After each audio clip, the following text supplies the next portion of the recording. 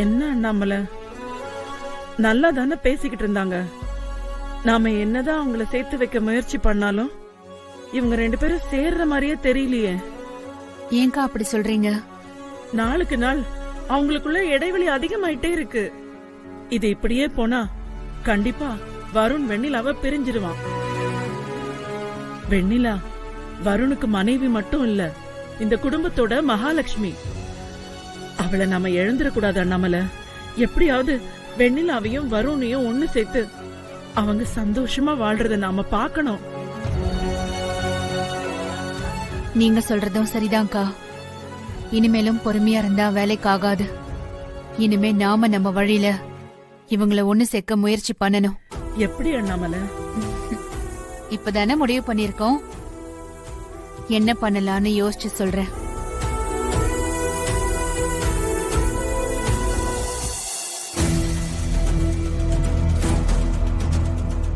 Lawyer சொன்ன விஷயத்த எப்படி வெண்ணிலா கிட்ட சொல்றது? ஏற்கனவே நம்ம மேல கோவமா இருக்கா.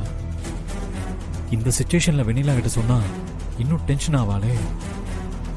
பட் சொல்லாமலும் இருக்க முடியாது. வேற வழியே இல்லை. எப்படியாவது வெண்ணிலா கிட்ட சொல்லி நம்ம கன்வின்ஸ் பண்ணியே ஆகணும்.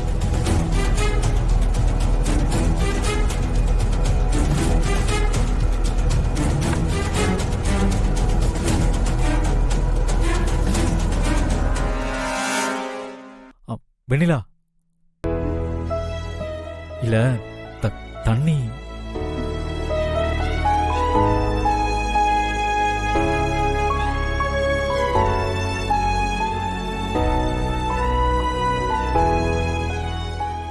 வெண்ணிலா வெண்ணிலா என்னங்க? அது வந்து நான் உங்ககிட்ட ஒரு முக்கியமான விஷயம் பேசணும். சொல்லுங்க. எப்படி சொல்றதுன்னு தெரியல. சோ நீ கொஞ்சம் டென்ஷன் ஆகாம முதல்ல என்ன விஷயம்னு சொல்றீங்களா? அது வந்து நீ சைன் பண்ணி கொடுத்த டைவர்ஸ் நோட்டீஸ் நாளைக்கு கோர்ட்ல ப்ரொடியூஸ் பண்ண போறோம். நாளைக்கு நம்ம டைவர்ஸ் கேஸோட ஃபர்ஸ்ட் ஹியரிங்.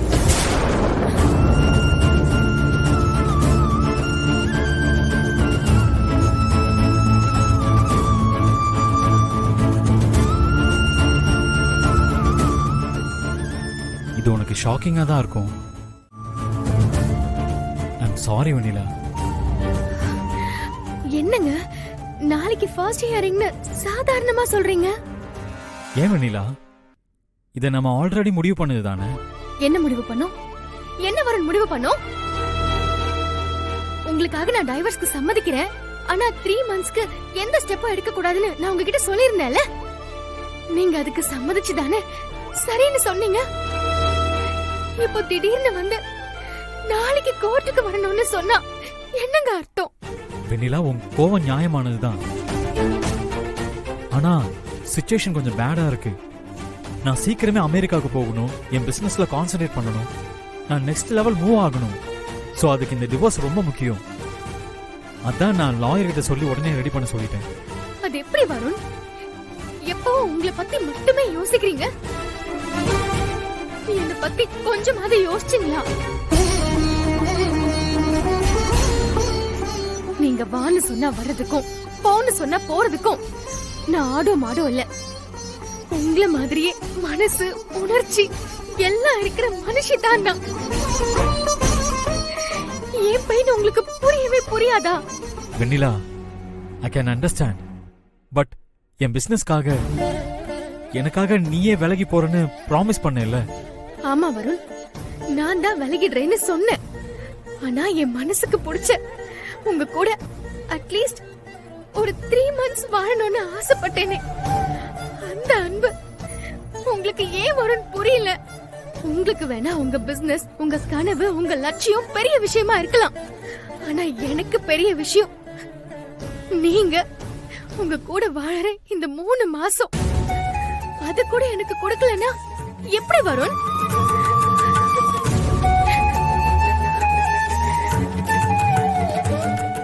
ஒரு அழகான வாழ்க்கையை வாழ போறேன்னு ஆசையோடு தான் நான் இந்த வீட்டுக்குள்ள வந்தேன். ஆனா எப்போ உங்களுக்கு என்ன பிடிக்கலன்னு தெரிஞ்சதோ அப்பவே நான் என் லைஃபை இழந்துட்டேன் வருண். கடைசியா எனக்கு கிடைச்ச ஒரே சந்தோஷம் உங்க கூட வாழ போற இந்த 3 months தான். அதையும் பாதியிலே பறிச்சா எப்படி வருண்?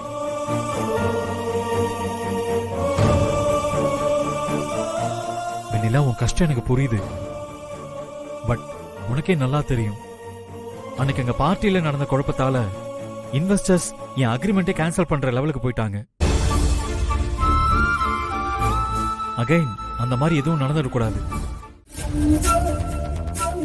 வெண்ணிலா, நம்ம கோர்ட்டுக்கு போற விஷயம் வீட்ல யாருக்கும் தெரிய வேண்டாம். வீட்ல யாராவது கேட்டா ஷாப்பிங் போறோம்னு சொல்லிட்டு வா. வெண்ணிலா, இது உனக்கு கஷ்டமா தான் இருக்கும், ஐ கேன் அண்டர்ஸ்டாண்ட். பட் இந்த டிவோர்ஸ் நம்ம 2 பேர் லைஃபுக்குமே நல்லது. ஆரம்பத்தில் கொஞ்சம் பெயினா தான் இருக்கும், அப்புறம் தன்னால மனசு மாறிடும். நானும் என் பிசினஸ்ல சக்சஸ் பண்ணணும். சோ ப்ளீஸ் எதையும் யோசிக்காம வா, கிளம்பலாம். வருண், ஒரு நிமிஷம். நான் டிவோர்ஸ் கொடுத்துடுறேன். ஆனா எனக்கு ஒண்ணு தெரிஞ்சாகணும். உங்களுக்கு என்ன பிடிக்குமா? இத்தனை நாள்ல என் மேல ஒரு சின்ன அன்பு கூட உங்களுக்கு இல்லையா? இருக்கு. ஆரம்பத்துல இருந்தே எனக்கு உன் மேல அன்பு இருக்கு. ஆனா அது எப்பவும் காதலா மாறாது.